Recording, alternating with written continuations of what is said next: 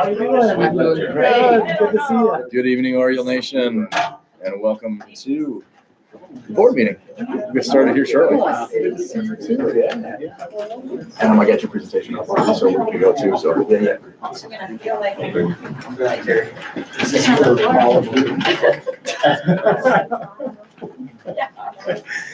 All right. We ready? We're ready. All right. We are back in open session. So our next item is board mission statement and agreements.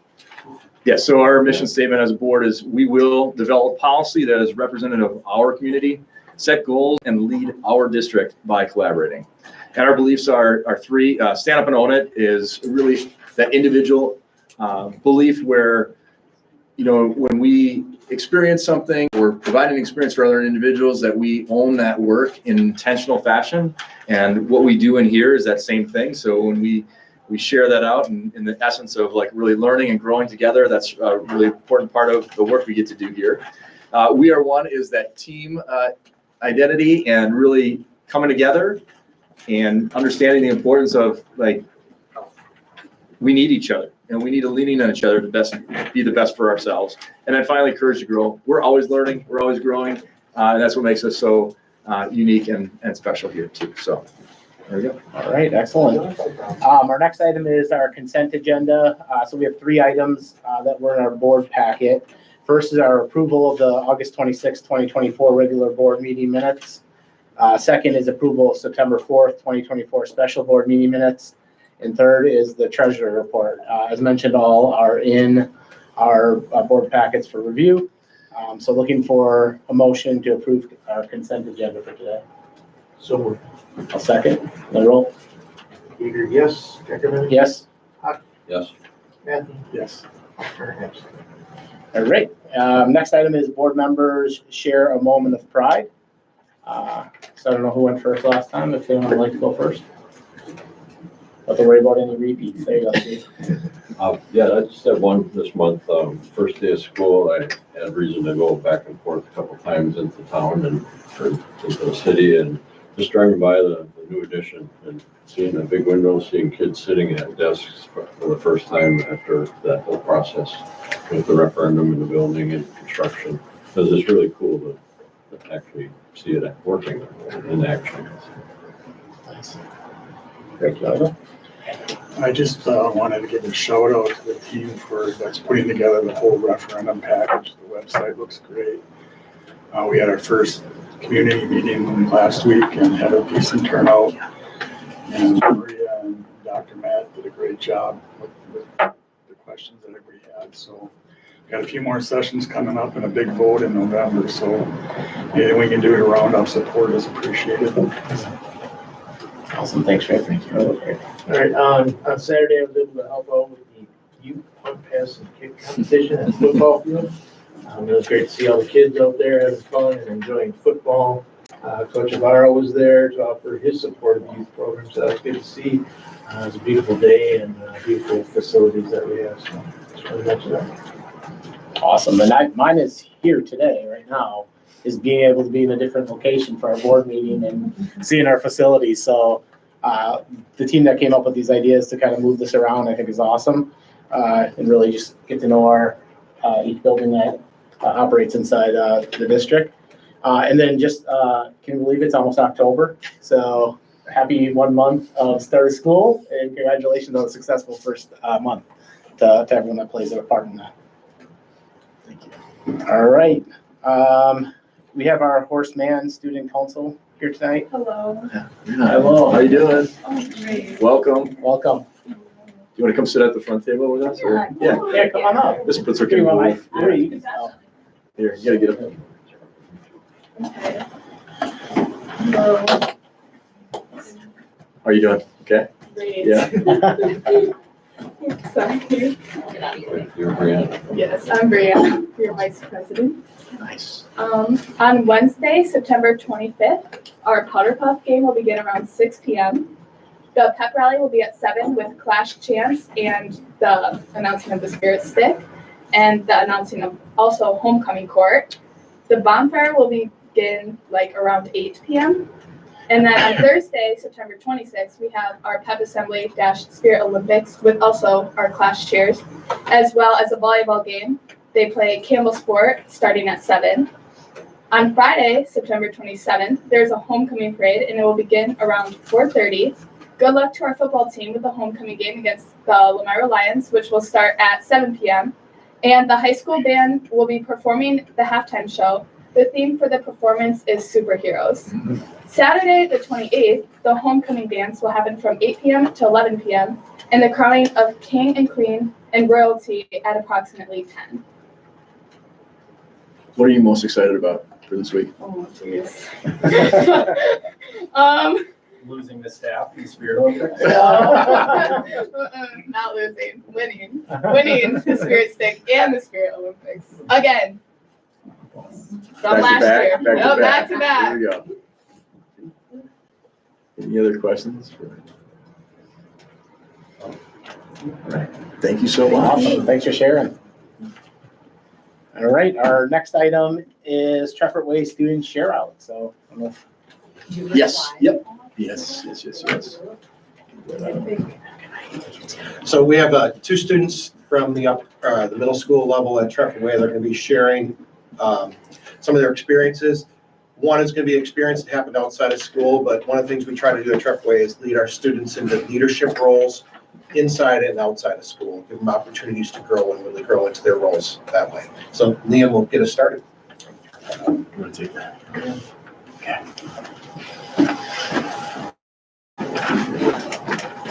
See here. Hi, I'm Lee McCarthy, and I'm a 7th grade student at Trefford Way. I attended the Wisconsin Land and Water Conservation Association middle school camp at Elton Woods. How I learned about the camp. Lots of opportunities were presented to us, and I was asked if I would be interested in camp. I was told I could apply for Dave Stetter scholarship through school and Fond du Lac Audubon. What I had to do to earn a scholarship, I asked 2 teachers, Mr. Williams and Miss Sargent, my band teacher, to write me a recommendation. I wrote answers to questions about things like my abilities and interests. I attended a ceremony where the scholarships were awarded. My camp experiences. Learning about the environment. I got to learn about the environment. I got to go canoeing. I got to hold and learn about reptiles. And there was campfire making contests and making s'mores. And this was my first time doing it, but making pudgy pies. That's it. Very nice. Yeah, you're up. Me. My name is Student. That's actually not my name. I just like not really expect that. And I am here to talk to you about HeadRush. What is HeadRush? HeadRush allows students to turn in work to the teacher. It also helps with keeping track of work and projects. Here are some of my current modules. A module is when work is assigned, turned in, and assessed. Here is an example of a task word in a module. Explain assignments. Do I have to explain them? If you want to just say what those things are, that would be fine. They're tasks. And this is where you would submit your work. Workflow. Students can check what they need to do in their workflow. Calendar. The calendar shows when assignments are due and how they were done. As you can see, everything from last week is turned in and marked complete. Punctuation. Nice. Learning targets. These are last year's learning targets. This shows the module related to science targets. Here are the specific targets that were assessed. And Here's the partial screenshot of an unassessed, assessed assignment that is saved in HeadRush. All work that is turned in and assessed stays in HeadRush as proof of work. Any questions? So did you have to do that I was gonna experience? say, Fizz? Henry, did you have to carry that out or no? We did this. You did it? Last year. What did you find out? That all sodas actually fizz. Okay. Very nice. Other questions? Liam, can I ask you, like, what reptiles were you, like, exposed to? We got to hold like turtles and other stuff like that. Nice. Would you ask her if she's gonna be building the bonfire at homecoming? Oh, yeah, can you help, Liam, can you help us build a bonfire on Wednesday night? Yeah. I mean, Mr. Hardcoff can help, you know. Apparently, he's an expert at speed. That's true. Right by the fire department. Fire department, right, yes. We got a lot of pallets, pallets. Any other questions? Thank you so much for sharing all this information. We really appreciate it. You guys are doing awesome, okay? Thank you.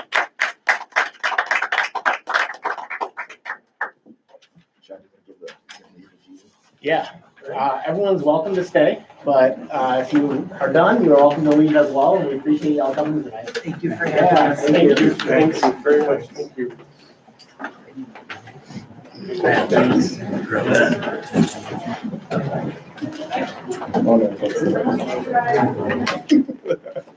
All right, our next item is Vesta. So, Okay, you want to come up to the Sure, I'll big table? too. All right.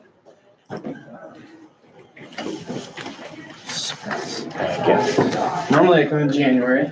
Obviously it's out of January. So we don't have financials completed yet. They take quite a bit to work through. Yeah. And we actually just got the WRS actuarial study last week. Where's the extras too? Thank you. So even if we were ready to get them and we had all the district deadlines the last couple days, do I get a backup? No, you're fine. So what we've kind of put together, or what I've kind of put together with our team is kind of a management style report, kind of a summary of how the district is doing, and then we put in some lovely graphs this year. Sometimes that's a little bit easier to digest rather than our 60-page financial statements, which honestly is a lot of numbers and stuff like that. So you'll notice like the second page is just our disclosure. That this is just used for discussion purposes.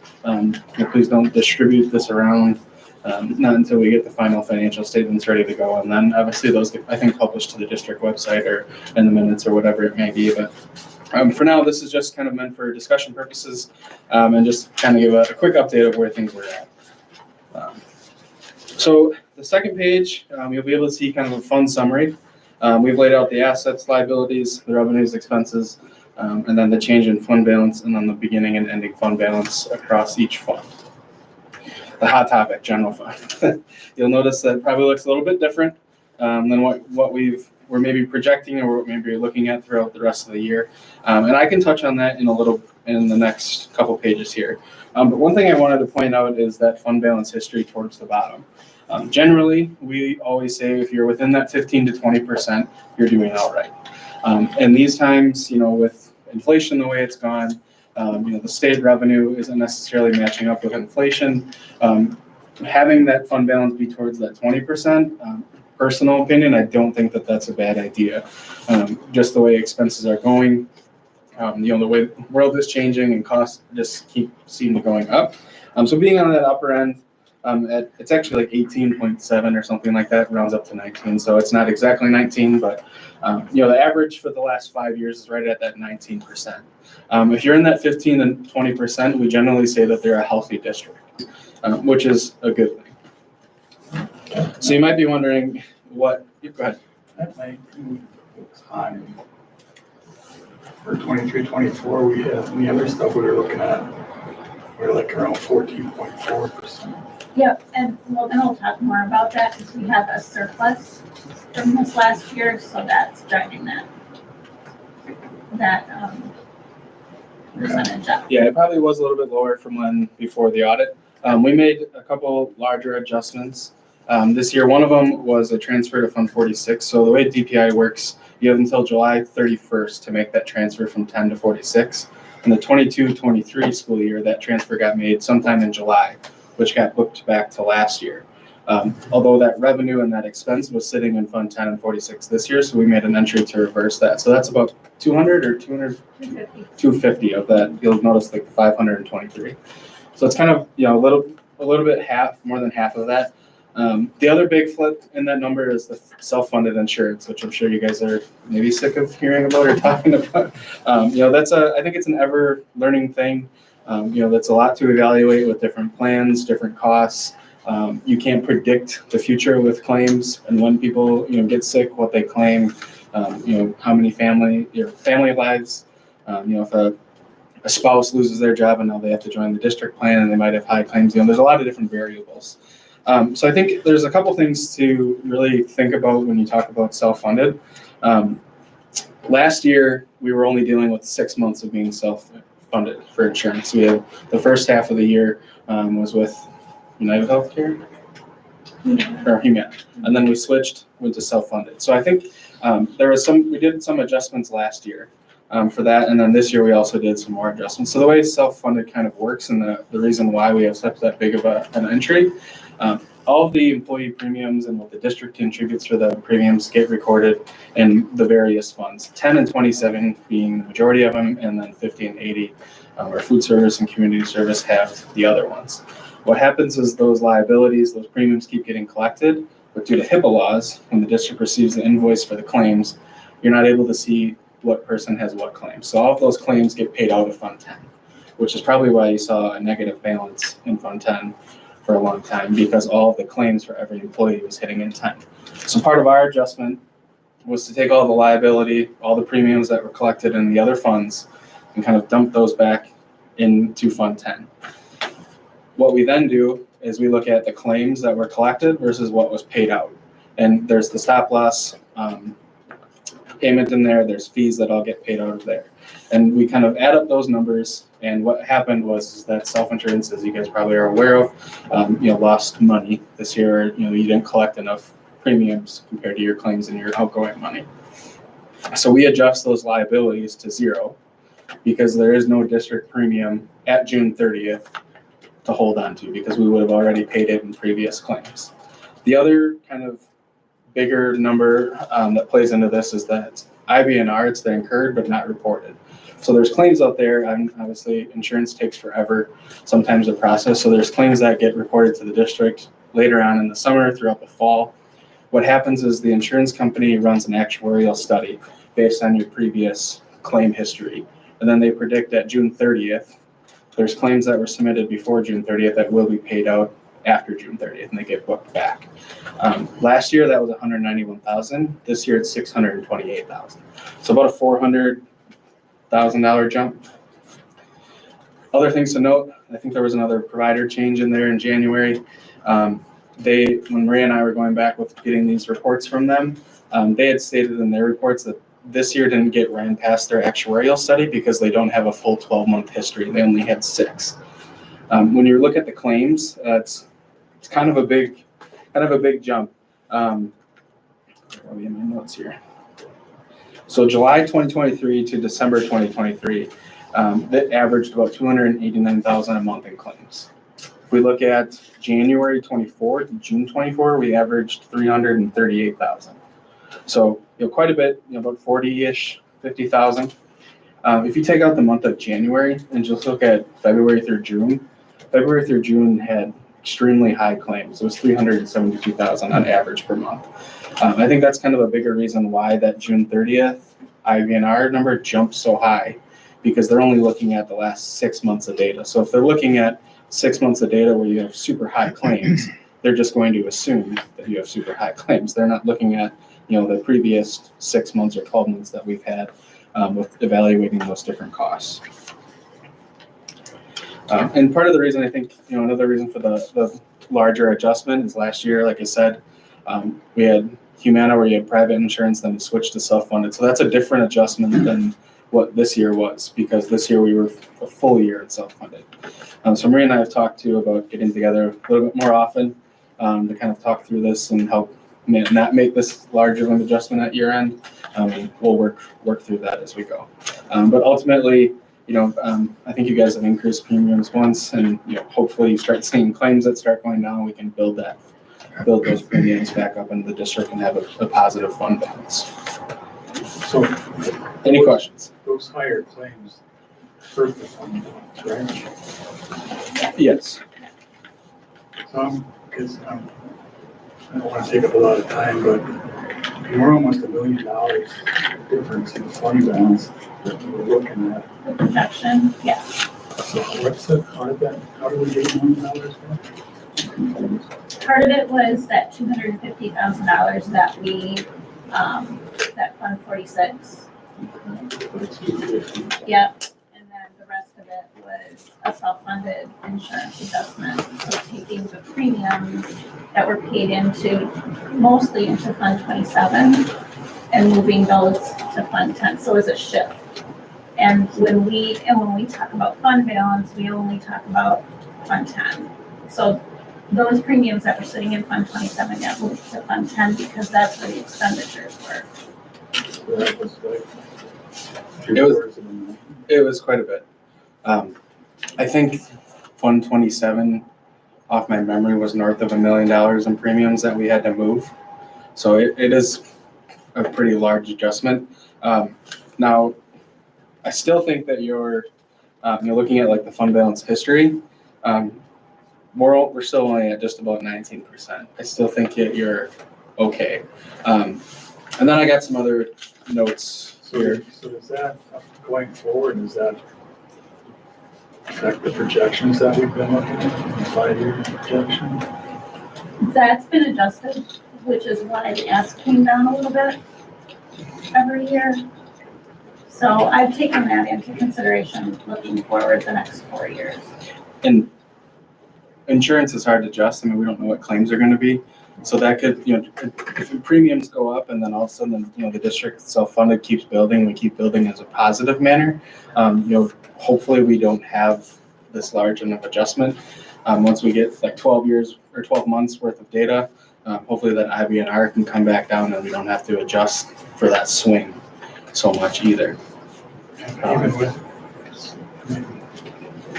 assuming the referendum passes, and I'm basing this off the August model, so I don't have looked at the latest one, but we were looking at fund balances down around the 12-13% level. And this year, we're going to be at 14 and now we're 19, so. Right. So we're significantly better off in the fund balance than. Yes, and what we originally projected. That's a pretty huge change. And I have some other notes too that kind of might help explain why you're maybe seeing it.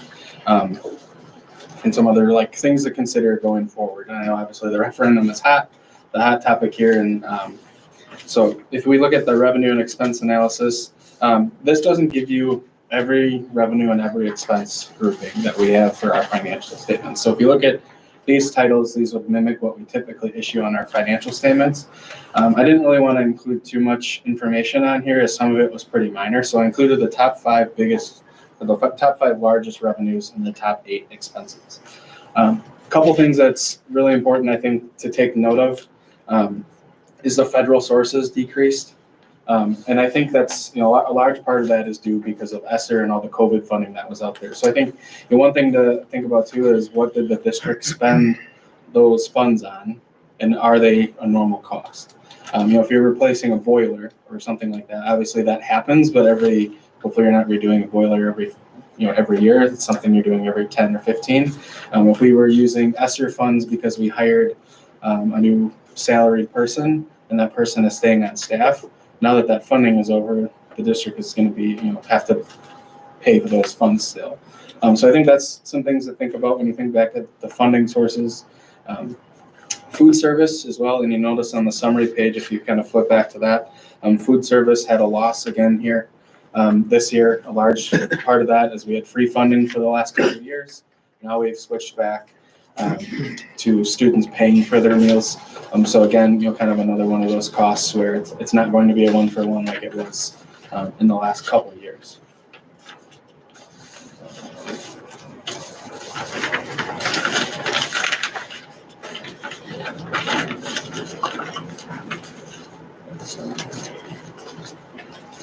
The other things I had to think about here in the future, obviously, we just had a huge capital referendum, new spaces, potentially new teachers or something like, anything like that. Those are going to be costs that are going to be new to the district here in 24, 25 with having that additional space. Utility costs are high. As Mr. Hawk noted before, when you drive by it, it's a big, beautiful addition.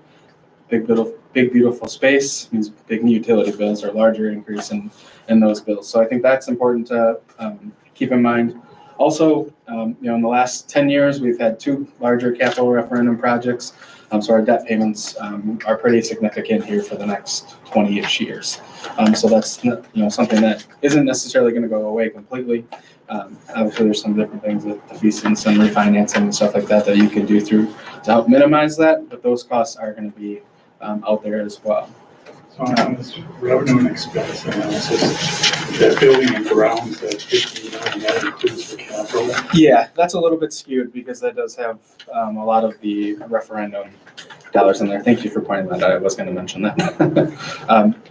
It's hard for me to kind of look at the numbers without really diving into every account to figure out what's something that is referendum related versus not. But looking at past history, kind of that like $500,000 to $1 million is kind of where that's fluctuated the last couple of years. So that 15 million is pretty significant here and is pretty much a main driver of why expenses are increasing that way. And the other, hold on. The other thing I wanted to talk about is special ed costs. Special ed costs have increased quite a bit over the last couple of years. And it's going to be hard to see because that's kind of buried in most of these other costs. But I did look at the transfer amounts between Fund 10 and Fund 27. Those two funds, Fund 27 can never have a fund balance increase or a decrease in fund balance. Always has to be zero net income at the end of the year. That transfer has increased about 20% from 2021-22 school year to 23-24. So we've gone from 2.6 million up to 3.2. So that's another cost that I think, and that's the general state of where districts are at. We're seeing this number in all districts increase that way. So just another area that I think is going to keep going here as well. I think the other, one of the other important things is, we're coming off of, or will be coming off of a referendum in the last couple of years. And I think that's allowed the district to maintain that fund balance. Like I said, being in the 15 to 20% is really where you want to be. Anytime we get below that or we get up above that, I think that's where things get a little dicey. But if we can stay right in that sweet spot of 15 to 20, that allows you, if something comes up, down the road in a few years, that we can absorb it and we can still be okay. So I think if you take away that referendum in the last couple of years, we might be a little bit lower in all of these categories. But I definitely think the district is in a good state, and I think with the added space and the added cost of what's going on, I think we'll be okay. The other thing too is what we're seeing is referendums, and everywhere we go, we work with 13 or 14 districts, and probably 80% of them, either this year or last year, have gone for one. A couple of our schools have gone every year for the last 3 years and failed. Obviously, those districts are different situations and stuff like that. But we even sat through a DPI conference where they had Baird come in and present, which I'm sure you guys have probably heard the same thing with the number of districts statewide that are going for a referendum. I hope something changes where we don't have to keep doing this and every district has to keep going through this. It's a battle. I'm sure you guys all know that. But the biggest thing you can do is keep presenting, keep encouraging people to support you. That is all I have right now. Like I said, these I'll say are final numbers, but unless we get through, when we go through financial statements, we can sometimes find something that might be adjusting. But Maria and I have both submitted our stuff to the state already for some of their reports that they go through. But next step for us is financials. They're due December 15th, and I hope to have them ready in November. Would be my goal, but we'll see. So, any questions?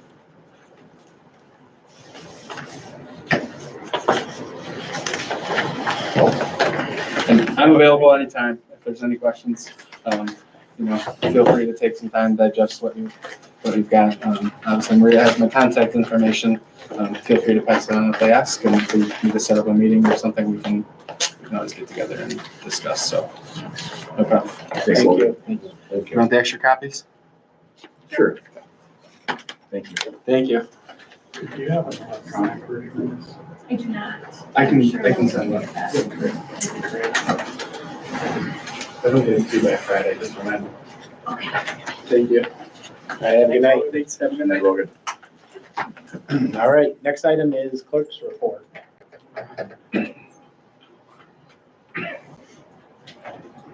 So for donations, this month we had Backpack Buddies receiving $175 from Kathleen Ewald. The Star donation / reading is fundamental. I received $750 from the NFDL Optimist Club. The Forest Man High School Compassion Fund received $500 from the NFDL Optimist Club. The Trap Team received $500 from the NFDL Optimist Club. And the football team received $800 from Lake Winnebago Kiwanis Foundation. And that's all I have for the clerk's report. Awesome. Nice. Thanks for sharing, Terry.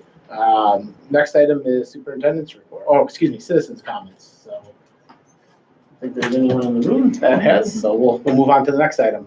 Superintendent's report. Yeah, we're gonna get right into learning and academics. We obviously go through the strategic plan bucket, so we'll start there. And if Dwayne and Jill can talk a little bit about Wisconsin Guarantee Program, which you'll be working in just a second about new business as well, so.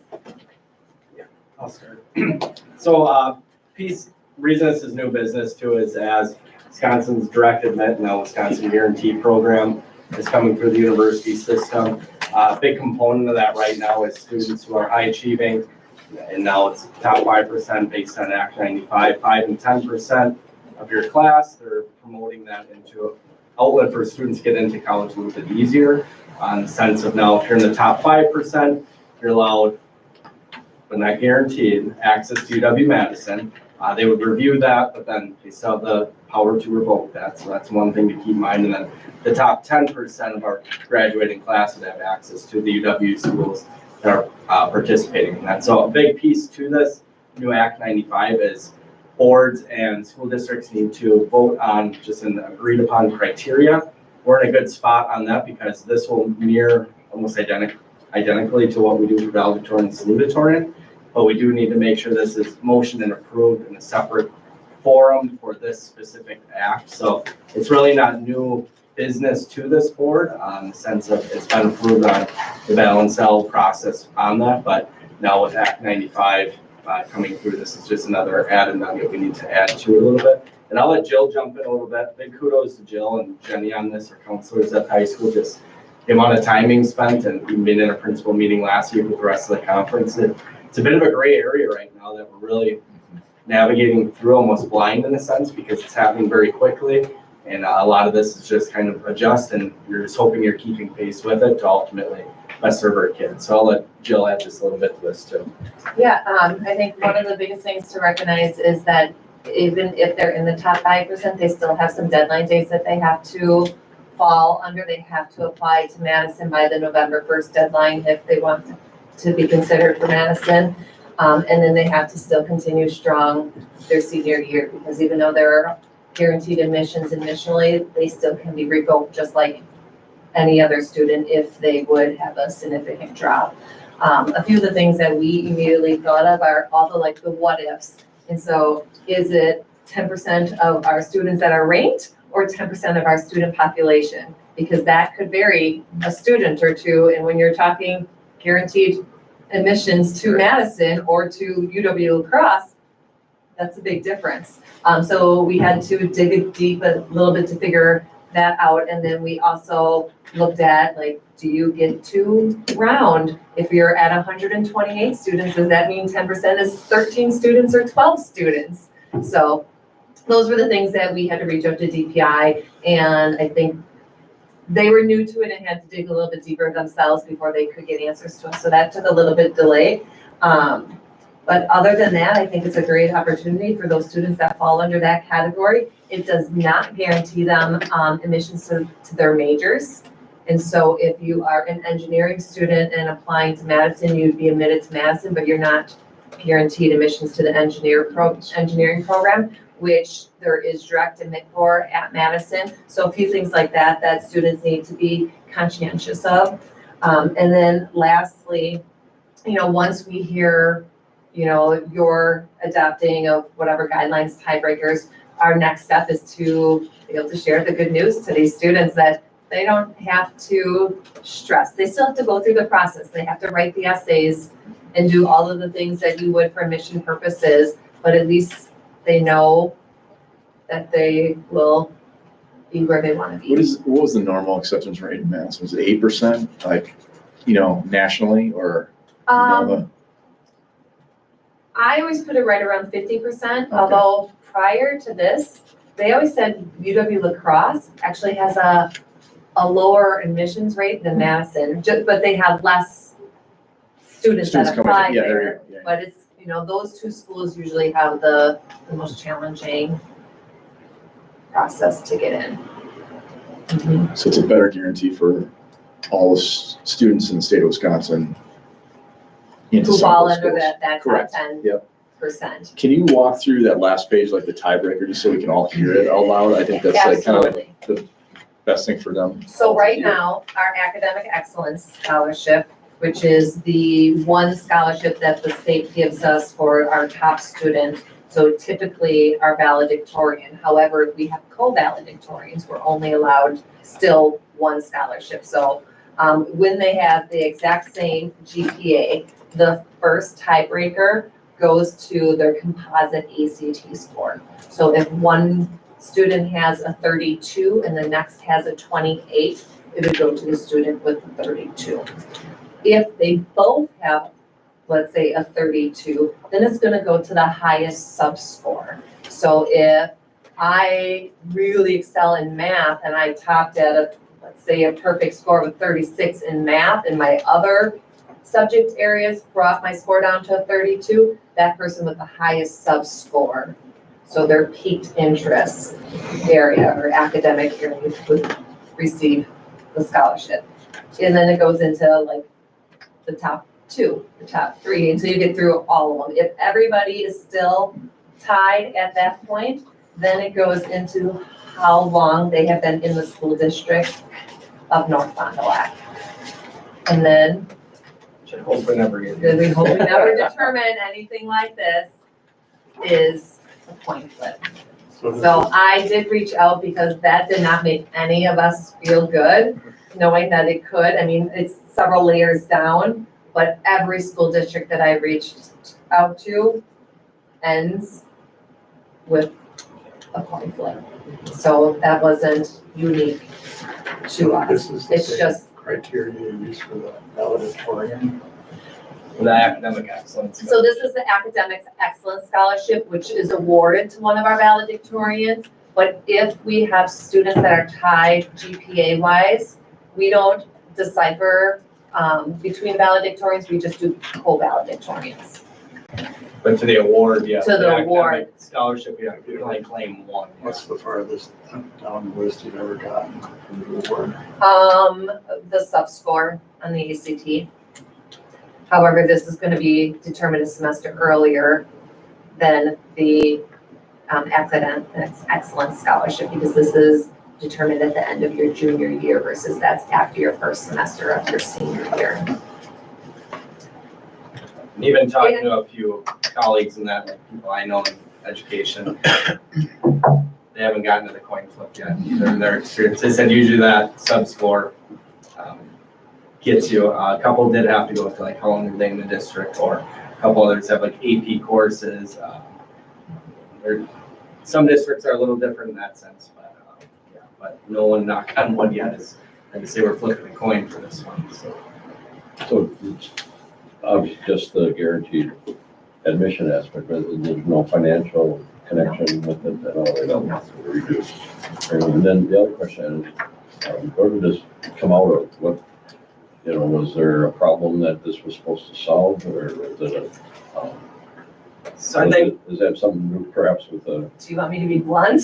yes, like I less think- enrollment and? I think that's where the UW system, since COVID, they're seeing decreasing numbers. And, you know, students now have a lot more opportunities, and even like in North Fond, you get so many tech opportunities, your woods, all those things too, where, I mean, quite honestly, compared to where we were probably 15, 20 years ago, there's way more educated on what their options and opportunities are. And the UW system, I mean, turn on the news, I think they're all just looking, enrollment's going down, how we help maybe get that. And as a first generation college kid myself or my family, it's a neat opportunity to know that we can provide some of our students on.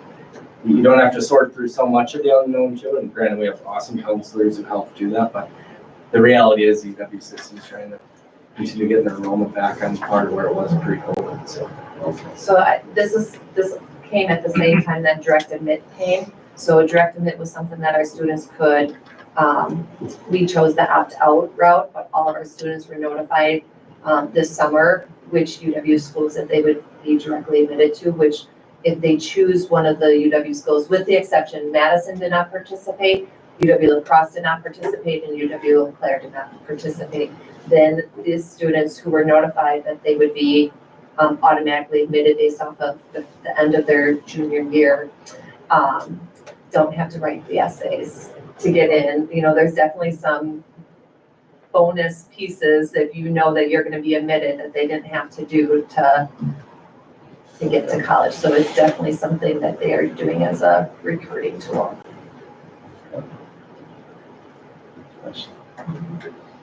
So what we're looking at when we get to new business is that process. Basically, we're just front loading a little bit for y'all just to hear what was it, why it would come about, and what does this look like moving forward, potentially, with your approval. And just in conjunction with that new act, I know we already have a process and should be relatively new to us. So. Do you have one board member that's not here tonight? Yes. Yeah, that'd be great. I could get, yep. Thank you. Sure. Thanks. All right. Any other questions? Thank you, Dwayne. Thank you, Joe. Appreciate the time. Thank you. Adam, let's move on.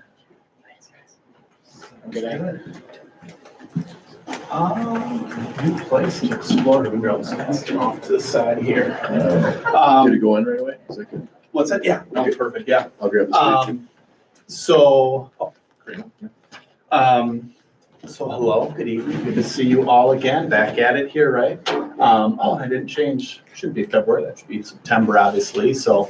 But last year kind of had a couple times I was able to push in and speak with you all about some things that we've been working on within that teaching and learning space. So as we start this year, just a couple things again kind of progressed to that kind of is in line with what we talked about previously, that kind of gets you a little insight into what we've been working on as a district. So just another caveat too, like we said last year, kind of all these things, these are probably 5 to 10 minute informational sessions for you. This is probably for us on the back end.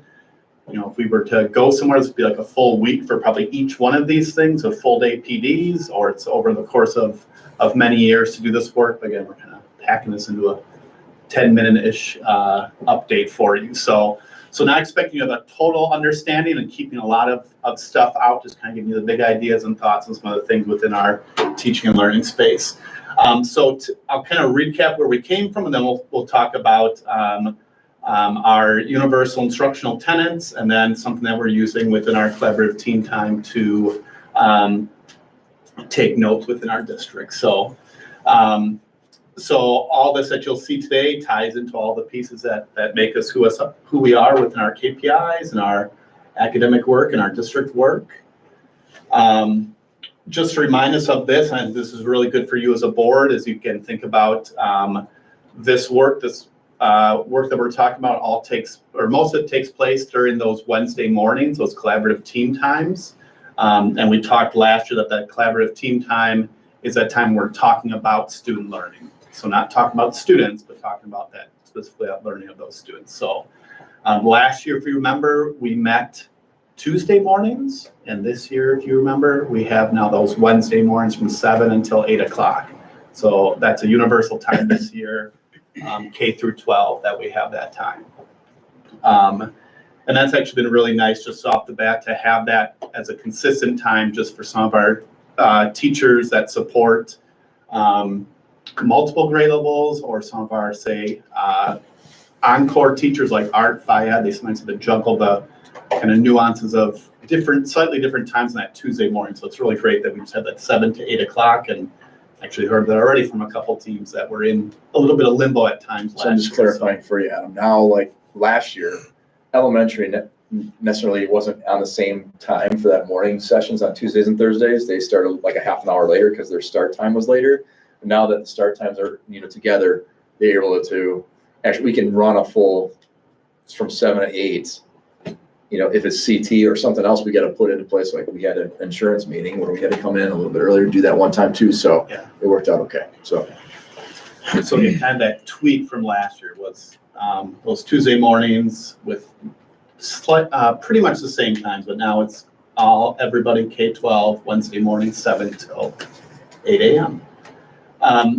Here's those questions again that drive our work. So really try to simplify education. I think that's really important for our district and other districts. So if within those conversations we have Wednesday mornings, if you would stop into those, you would probably hear some conversation around one of these 4 questions. And when I work with our principals, that's kind of that simple view. I tell them, hey, if your teams are talking about and you're hearing one of these 4 questions, that's going to be really good for our kids and really good for our teams. And again, we talk to our staff about these questions should be asked at that micro level and that macro level. So again, when you're in a classroom, that teacher should be asking those questions within that 30, 50-minute class period. And then we're also asking that question, of course, over the course of a school year or over the course of a month or a unit. So there's power in those at both levels. Last year, if you recall, within that collaborative team time, our focus was on that first question: what do we want our students to know? So this is that visual we kind of looked at and showed you a couple times last year. And this year we're shifting to, well, how do we know students have learned that? Which is really that assessment piece, which we'll talk about in the second year too. So last year at the board meetings, we talked about some of that work within question 1. So what do we want our students to know? We talked to you all about those priority standards. So we want our teams, and it's important they know what is priority when sometimes you are short on time or have to make a decision. We want to take the guesswork out of that and already have that in place. We prioritize the standards and prioritize that learning. We then take those standards and break them down into those learning targets and skills that we need to teach the students. I think we looked at last year that one standard doesn't mean it's one thing students need to learn. It could be 4 or 5 different skills within those standards, especially when you get to some of those higher grades and those standards are really complex. So we start with the standards, we break those down to the skills kids need for that day or that week or that month of learning. And then we looked at some scope and sequences last year. So we have our teams map that out. Where does that learning then take place? Does it fit into one school year's worth of time? If not, we've got to go back and readjust and all those things. We showed you that. And oops, I'll kind of slide it back up here. And then today we'll kind of get into that instructional design end of question 1. With our instructional tenets, which we'll talk about in a second. But as we preview to question 2 work, just kind of highlight, and I'll come back specifically with some of this later on, but that second question is, okay, how do we know kids are learning? So that's that assessment piece or giving students tests. So these would be some of the work that we'll be having our teams identify within that assessment piece. So making sure we know what that focus skill is, starting to create those assessments, or what we call interrogate those assessments. So sometimes we have the assessment built, it might just need to be tweaked or changed or adjusted. Within that second question 2 comes into some of that planning and that delivery, and then the actual administration of that assessment, and then how we're scoring that and decide what to do after that. So that slide there is kind of some of the big chunks of work within our assessment work for this year. And kind of like I mentioned last year, I'll go back to these 4 questions. This work really takes place all the time and kind of is intertwined throughout. When you're kind of implementing or rolling something out, we're kind of taking it, it's kind of recommended to take it year by year for each of these collectively, but just know if we ask that first question, what do we want students to learn? We're also by nature kind of get into, okay, how do we know they learned it and what do we do when they don't and already do so?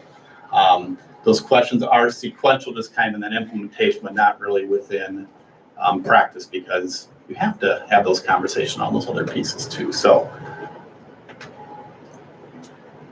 all right, so question 1, working hard on that last year and digging into those pieces, previewing some of the work for this year with assessment. And just going back to that instructional design, a piece that we rolled out with question 1 was just something that, what do we want instruction to look like within our classrooms? What are some tenets, or what are some pieces that we would all agree are good things that take place in all of our classrooms, grades K through 12, and identifying those and start to have those come to life and see those in action.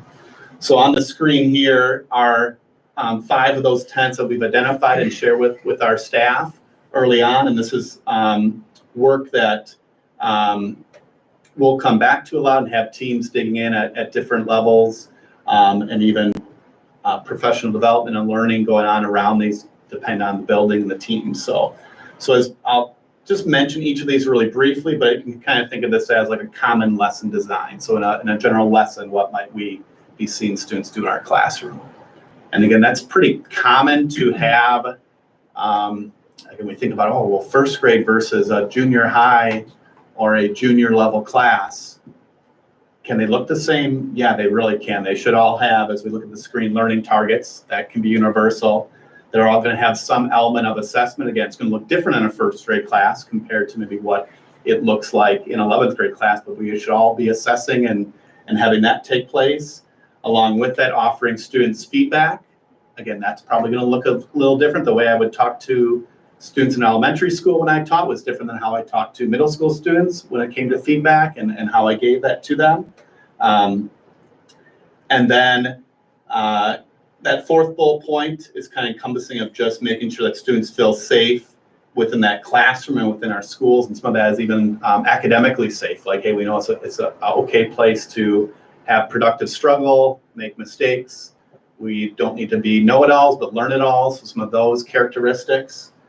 And then what do we do, that last bullet point is how do we support all the different students and learners in our classrooms, and some of the ways that we do that. So kind of within each of those 5, there are a lot that go into those, and probably 2, I would say on this, these are intertwined as far as that lesson might start with the learning target, but there might be an assessment, some feedback, more assessment, more feedback, supporting different students within that. So it's not necessarily sequential, but things that we would like to see in our classrooms, and we're kind of working towards and providing that support.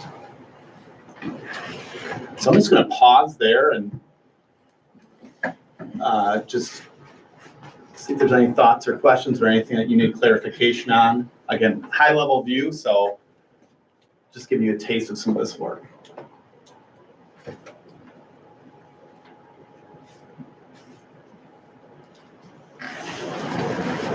So again, these will be things that you may hear more of this year and in the future. So, and these I could even see as kind of adjusting these as we go too, and just, again, this work is never ending, like we have said multiple times.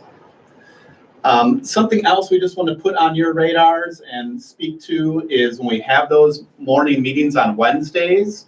I think we talked about last year, we have basically, actually, maybe I kind of have it up there a little bit. We have those same shared curriculum drives. So we have a drive for every content, every area, every grade level across our district. They're all accessible to administrators and really any teacher that wants those. So if a 4th grade teacher says, hey, can I see what 6th grade science looks like? Yeah, I can give you access to that. There's nothing that's great if you want to take a look at that and see where those students are going. So they're housed within our district. We would share those in-house with anyone that needs those, and they all have that consistent flow to them in consistent folders. So one of the pieces that we felt we were ready for this year is we added a folder called meeting notes and put in there just a common agenda for all of our teams, K through 12, just so that we just provide that extra element of support within this work. So when teams go and work on those Wednesday mornings, they all are really working off the same agenda. So to kind of just show you what that looks like and let you get your eyes on that. And you'll probably notice like, man, this is kind of connected to everything else you just said, Adam. And it's like, yeah, that's kind of the point of this. So one of the things that is on all of our agendas would be those 4 questions of DeForest that we talked about. So again, encouraging our teams to, hey, all of your conversations should be within those 4 questions. If you're within those 4 questions somewhere, you're talking about student learning, and that's going to move the needle for our students. If we start talking about maybe field trips or other things that are important but don't have an impact on student learning, that's going to be saved for another time or a different meeting, which I think in all of our buildings, they have time for that in some cases. So, and there's a little bit more, again, kind of tied to, as you see some of these questions, remind them of what those components are. Like question 1 is those priority standards of scope and sequences and that instructional design. So again, that's on every agenda just to help keep those teams on task. Kind of pretty straightforward, but just a place for them to capture what they're working on, who's going to be responsible for that, what maybe their next steps are, or what they're thinking about moving forward. And then a place as well for that feedback from an administrator in case that administrator hasn't checked in with them or wasn't listening in in the moment. They have a chance to kind of provide some of that to that team as well. And we've talked to as an admin team, like we should be able to go to any and sit in on any team. If you're a high school principal, you should be able to go and sit on a 2nd grade team on a Wednesday morning and know exactly what they're going to be talking about and thinking about, because it's the same as what the questions we're asking at any level in any content area. So I'm confident in our group that we could do that. So here's just an example. This is in real time, so I won't tell you the team this was. I don't think they would mind if I did, but this is just a team that you can see their notes from one of our Wednesdays already here, some things that they are working on.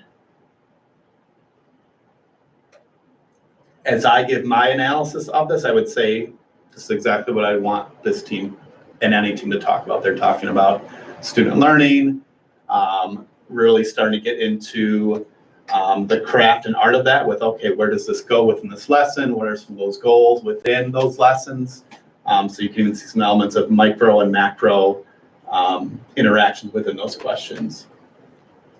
And then they know, again, the work is never done, so they've created this scope and sequence, but they're looking at, hey, we need to go back and look at that and make sure that's really how we're going to maximize student learning within that unit.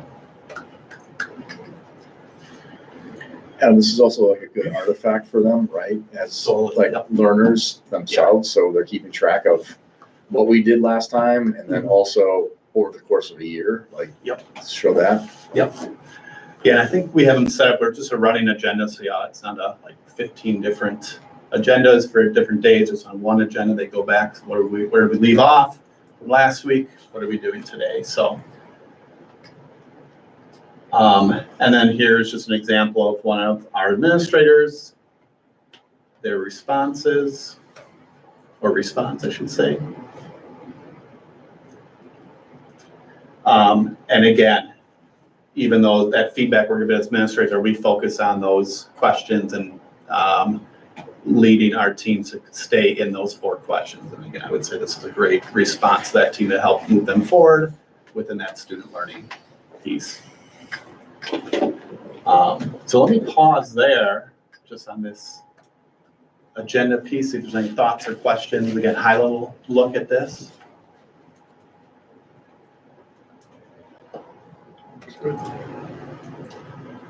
But again, something K through 12, so it's not like, oh, this is a 1st grade thing, or it's a Treffert Way thing, or it's a this thing. Nope, it's a student learning thing. So all of us can do it and be engaged in that.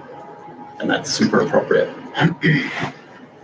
Just 2 more slides here. So just with this work and the work that we'll be doing this year, just some behind the scenes stuff that's a bit similar to last year, but we meet as an admin team. I also meet and check in with principals throughout the year and really come back to a lot of this stuff, right? Asking, hey, how's this going? Where do you need support? Is this making sense? Where are you getting stuck with maybe that feedback, or how to move that team to that next step, and just being there to be able to support them. Again, we're checking in with our team. So again, that can be any administrator checking in with any team. So I could sit and listen in and provide feedback to a team if I wanted to. And our principals are certainly doing those on those days. So again, they're kind of framing that morning and then checking in and just listening to teams and offering support if needed. And then something new we started this year, which I think will be really good, especially from my lens, is just one of our principal meetings as an admin team. Sometimes we didn't always get to some of the teaching and learning pieces, so we kind of designated one a month that is going to be just teaching and learning focused. And for me, that's important just to keep this work alive and connect the dots between some of this, the pieces you saw today and some of the other work we have going on. So I just kind of listed a couple things that, some of that we'll get to. You'll see in the next slide, just future things we want to share with you, but that helps me kind of gauge, okay, what would our administrators need next? What might our buildings need next? Or again, really just keeping that alive and not letting us get stuck and pausing, but keeping things moving forward. And then last slide here, just looking ahead, some other things I'd love to bring to you all in the near future would be, we have something going on at our in-services that we have those about 7 Fridays over the course of the year, and we have a planning time during that day. So I'd love to show you some of the work that we do there and how we ask teachers to plan. And again, that's a really complex skill, instructional planning. Sometimes some schools or teams can just be deciding, well, how do we keep the kids busy, which we don't want to be in that space. We want to be in that real purposeful space of and asking really purposeful questions within our planning. So we have some documents that speak to that. Our assessment work is really big this year, which I alluded to before, and really starting with talking about common assessments. So that'll be something I'd love to kind of give you the broad overview of that and what that looks like for our staff.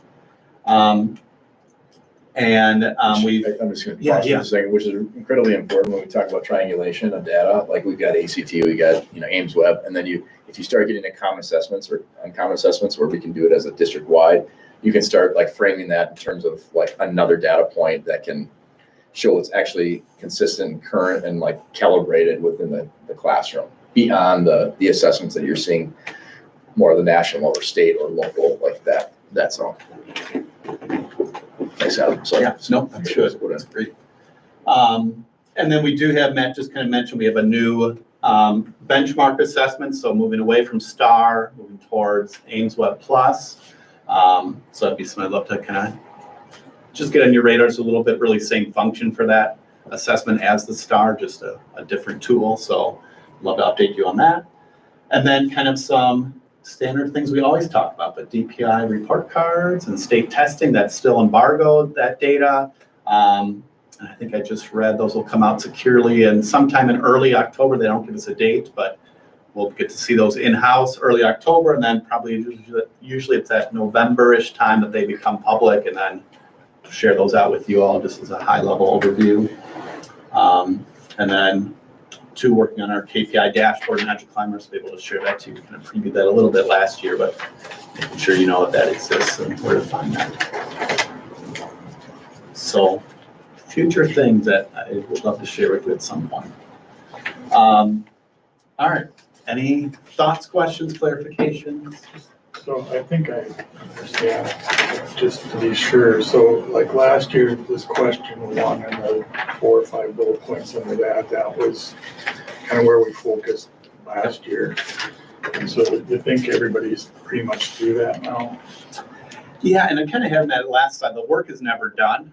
So I would never say, if the team said we're done, I'd say, well, we don't know that because, and actually I have started to quiz our principals like, hey, what drives this? And the answer is student learning. If our students aren't learning, then we have to go back and see why is it. So, but yes, for the most part in that question 1 space, we're probably right now, teams are kind of wrapping up some of that. They have some of that left over. So, and even if we're not completely there, we're still able to kind of move on to question 2 and pause that to get into some of that assessment work, so. So we're starting to move into the assessment Yep. identification. Yeah. And some of our, that's a great question because some, and pretty typical, I'd say probably every year, the first couple Wednesdays are like, hey, let's go back, let's review our priority standards, I'll slide down to it, let's review our proficiency scales, learning targets, scope and sequence. Is this all still what we think this year is going to look like? So we're probably across the board, we're doing that right now, these Wednesdays in September. And then when that timing's right, and then we'll shift to some of that more formal assessment work. But most departments, grade levels are pretty close to, like, not saying finalizing it done with priority standards, but they're at a good. Yeah, for sure. I mean, for sure, this is quote unquote done. This is probably, there's probably the most work is just in fine tuning some of those pieces within their scope and sequence, having that first answer or their current thinking. And that's where it gets fun. I love it when, okay, let's look at the assessments we have. How did students do? Okay, they learned this. We can ask the question, well, why?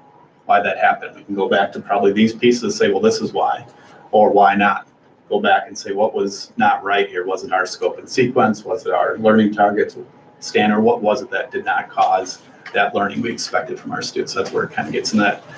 I think we used to talk about that kind of doctor work, right? Diagnosing what went wrong. And it's fun to hear our teams talk about that. So with the tools you guys are putting in place, and I don't want the answer to this question, but are you guys able to, from your and Matt's position, look at those drives and everything and say, determine, are these particular buildings keeping up ahead, or are these grades keeping up ahead, and kind of monitoring the buildings and the grades to make sure that there's not areas of slippage? Yep. Yeah, we could, to speak for Matt and I, we could pop in there and look at that. Our building principals really are the ones we want leading that. So I know they're, in some cases, doing some data collection. I think I heard one principal asking their team specifically, hey, let me know, do you think you need 1 more week on this or 2 more weeks? Because we're looking to move to this next step in that time and trying to get some of the kind of data behind that. So, so to answer that question, yes, for Matt and I, but more importantly, our principals kind of have that idea, right, of where their teams are at and when they're ready to move to that next step. Okay. Which all this, again, we're set up to be able to do that. Great question. Anything else or other thoughts?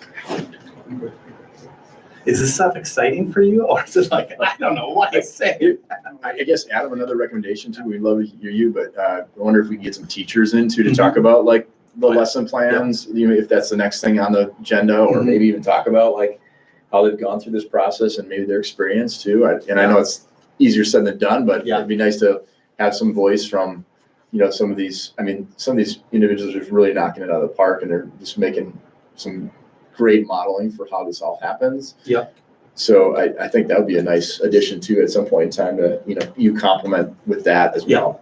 Yeah, for sure. Yeah, no, these pieces, even last year, we kind of reached out to teams that, hey, could you come and do this and speak to this? You have some really great examples. And not that too either, I don't try to reach out for like, oh, this is like our shining star, like, hey, come and I would want you to speak candidly, right? How, what goes well with this, what can be a challenge or obstacles to it. It's not easy work by any means, but people get busy sometimes. But yeah, we'll definitely reach out and hopefully get people that half the time are interested in coming. No, I think it's you're just at the start, but I think it's a great start. And I like the fact that there's a plan in place to increase and formalize or document what the kids are learning, and at the same time a way to monitor the buildings and the grades to make sure that everybody's on board and participating, so you're hitting both sides of the equation at the same time. Yeah, and back to that question too you had, again, it's probably really tough to have everyone in the same spot, right, at the exact same time, but we're, again, looking at it holistically, we're in a good spot to keep moving forward, so.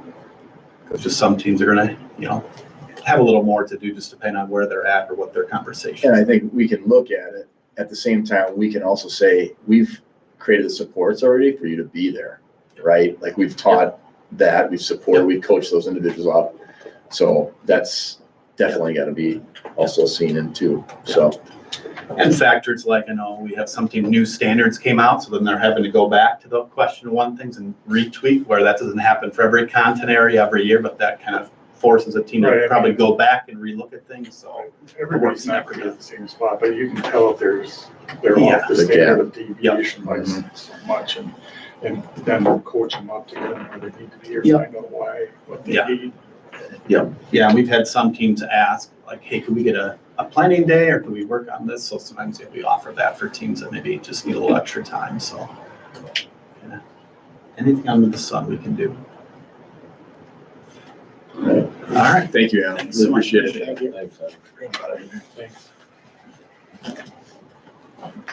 All right, moving on to engagement and communications.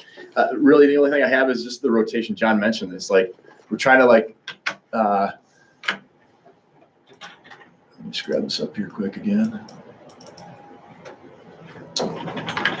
Sure, the same thing. Okay, good.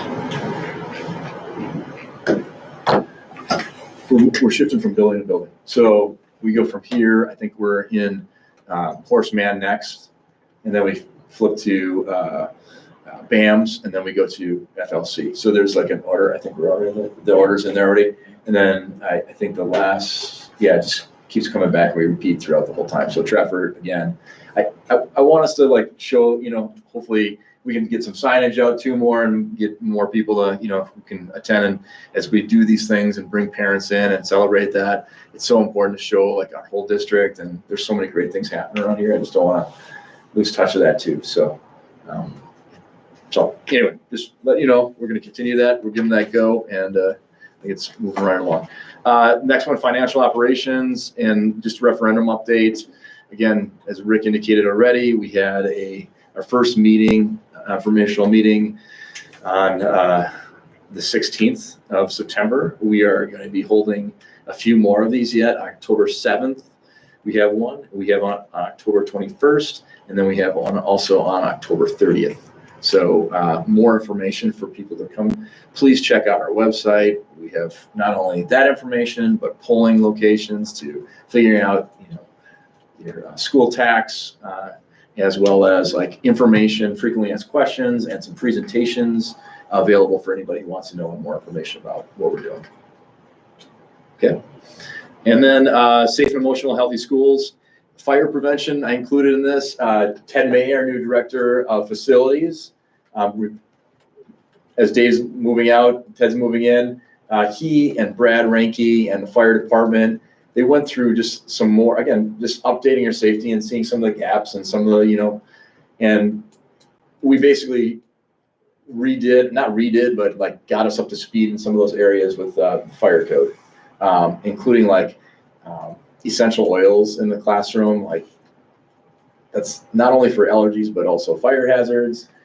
Percentage of like art that can be on a classroom wall or on walls, those things that if a fire department came in and they noted that, they could say, okay, you need to make some changes. And then if they come in again and then you see the same stuff, they could give us citations. And so the fire department, the health department, been working with us to say, hey, we need to be up to speed right here. That's what that whole pamphlet is. I guess I just want to ask, are there any questions that you have on any of that information in that packet? And it's just directional and expectations for our staff and others, so they know it's clearly what we expect. Because this is newer, we're looking at middle of October for us to get to that point where we're updated fully across the district, and be really supportive and help people out along the way. So how was it being accepted? It just came out Friday, so this is.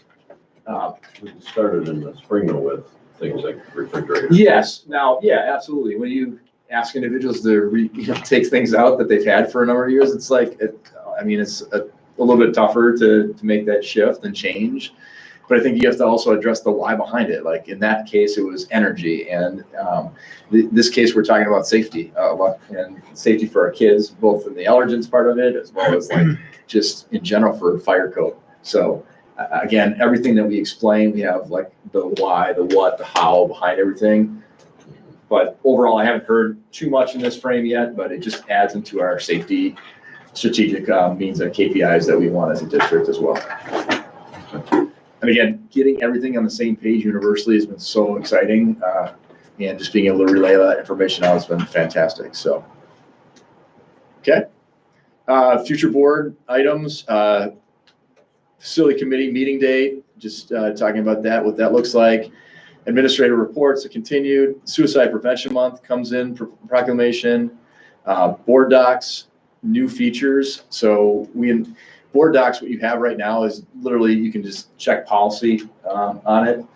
We're going to be adding a component where all of our meetings and our minute notice is going to be on that, available on that deck. So when people are looking for minutes for the board meetings, they'll have all the information right on one location. So we invested in that. It's a nice little warehouse, one-stop shop. So you're not trying to figure out where things are at. So we're excited about making that happen too as well. And then any policy updates that are coming up forward here too. We just got to sit down with Neolo a few days ago for 2.5 hours of the new policies that are coming in. And we just got to think about, getting ready for a policy committee too before too long to get our first reading in on a couple of these different areas. And then in new business, you're going to see annual meetings coming up as well as a regular meeting in October. So more to come really soon. That's all I got. Any questions for anybody? Okay, thank you. All right, awesome, thank you. Our last item is new business. So 3 items today. First is to set the Board of Education meeting dates. So we have 2 dates to set. One is for our annual meeting, which would be Monday, October 21st, 2024. And then number 2 or B would be a regular meeting scheduled for Monday, October 28th, 2024. So look for a motion to approve those meeting dates, unless someone has a question first, I should probably see. The regular, or the annual meeting will be at district office, correct? Correct, yes. Random session on the 20th. There is. It's going to be prior to that, the board meeting though, because it goes at 6 till 7, and then we'll just flip it over to the board meeting. So both board meetings would be at 7? Both board meetings would be at 7. The last meeting lasted more than an hour. Yes. I think we'll determine if we have to go a little bit later, we can add it to like 7:15 versus, I think it was just a little over an hour when we had it last time. So we could start at 7:10 and do for the annual. Yeah. I'll make that note. Any other questions on those 2 dates? Okay, then look for a motion to approve those 2 dates. So moved. Second. There you go. Then roll on that. Yeager, yes. Kathy? Yes. Huck? Yes. Karen? Yes. Next item is consider approval of initial adoption of budgets and total school levies and tax rates as presented in our board packet. I don't know if there are any questions from Maria, or Maria, you'd like to share anything? Sure, I can do like a kind of a recap. There is a memo in your packet that kind of summarizes the budget adoption. And first of all, this is mandated by the state, this budget adoption meeting. We don't have a lot of information yet, but we are required to do this budget adoption meeting prior to the budget hearing meeting, which is the annual meeting in October. But there are a lot of question marks out there yet. We are still running on estimates from DPI. So we're running on our general aid number is a July 1st estimate. We'll get the actual on October 15th. We'll also get our equalized values, which we're using an estimate of a 12% increase right now. And they're usually pretty close on that. So I was comfortable using that number. Our pupil count was on this past Friday, and Kayla is working on that this week, and that's due the first week of October as well. Which actually assesses Thursday, Friday, Monday. So it's a course of a few days to get that. Yeah, so now she'll take all of that data and she'll start working with the other districts and figuring out the open enrolled in and out. So it's quite a process. But we'll have that the first week of October. So even for the annual meeting, I probably don't have all the accurate numbers yet, which is why then in that last meeting in October, we'll do a revision, a budget revision. So that's kind of what's coming up. And then a little bit lower on the memo, I just summarized, we have to pass 2 budgets tonight. One if the referendum passes, and one if it does not pass. Is this in the packet? I think it was Yeah, it was sent separate. Separately? Right Okay, after, sorry. yeah. Yeah. Okay. Maria, I don't think I'm gonna be able to find it right now. This Okay, is probably- that's okay, Yeah, that's okay. Yeah. So if the referendum passes, the surplus would be approximately $111,000 right now. And the total levy would be $7,481,508. So that's what I would look for approval on. The levy rate would be $8.27, so it'd be up from $8.15. Now, I just want you to be aware that we are using some of our Fund 39 fund balance, $300,000, to keep that levy lower for the first year. It's something we talked about, I think, the last 2 meetings. Does anybody have any questions on that? Using our fund balance, it decreased our levy by about 36 cents, our mill rate, so it was quite substantial. That increase, or that 12% in equalized value, that had a huge impact. It did, yes. So the 827 without that increase in equalized value would be 909. If we had used the 2%, yep, yeah, If we were used that. Right. right. So that really was to the district's advantage. So that's if the referendum passes. If the referendum fails, the deficit would be close to $1 million. It would be $988,000 approximately. The total levy would be $7,374,003, which is what I'm asking for approval on, and the levy rate would be $8.15 because we would over levy in Fund 39 to keep that levy stable. So, and the over levy amount is almost $700,000. So that would be in addition to the $300,000 that's already in there. So when you're, so I'm okay with everything you just said, I guess. And I had sent you a note asking for a redo on that Yes. thing. So when you send that out, and again, I mean, I know you're busy, so I'm not asking. I mean, whatever you have time to say. Yeah, and I would like to get you more accurate numbers, so I would like to wait until we have some of the numbers from the state. But I guess one of my questions is, based on what, I can't remember the guy at the job. Logan. Pardon? Logan. Logan, I should be able to remember that. With the change in those funds with the insurance stuff, that's gonna happen year after year?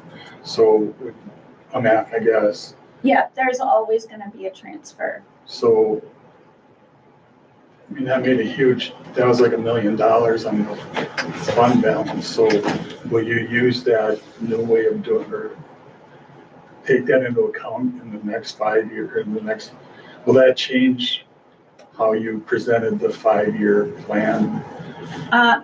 It will slightly, because I still want to be conservative with what our insurance costs are. So I'm still going on trend, but yes, I'm going to take into consideration that revenue from Fund 27 needs to go into Fund 10. Okay. So. Because we weren't doing that in the last month, and No. which is fine, I just No, want to understand what changes. yep, great question. Yep, so Now, when we get these state numbers, because we had a surplus, I'm anticipating our general aid number to go down because we didn't spend as much, which that means tax levies because there's that balancing. So if state aid goes up or it goes down, tax levy is gonna go up. So that $8.27 is going to change. I know it's going to change. I don't know how much at this point because I don't know what we're getting. I won't know until the middle of October what that state aid is. And it's also dependent on what the rest of the state does because there's just one pot and we all get a piece of it. So there will be some changes to these numbers. And we'll know mid to end of October. Would an option be, like, say it does pass, and you've got that under levy of 300,000, you have some wiggle room. Right. Yes. We always do, yes. So this meeting is just to pass the preliminary budget. Right. And then, and then there will be a, I think it'd be in our best interest to try to keep, if it does stay passed, to try to keep that close to the 827 that Yes. we're at. Yeah. I agree, It's possible. absolutely. Any questions?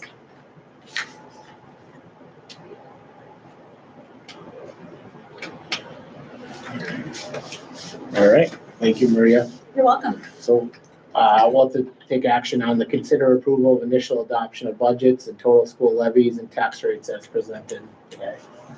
For a motion for that, So, a second, and roll. yes. Geckerman, Yes. Matthew, Yes. Oscar Jackson, yes. Okay, and our final item is consider approval of Wisconsin Guarantee Program student determination process and protocols that was discussed earlier today during our meeting. So look for a motion to approve that item. So, Second. All right, and roll. Based off there. Matthew, Yes. Huck, Yes. Geckerman, Yes. Baker, yes. Oscar absent. All right, that concludes our meeting. So meeting is adjourned at 8:30 PM today. Good night, Oriole. Thank you.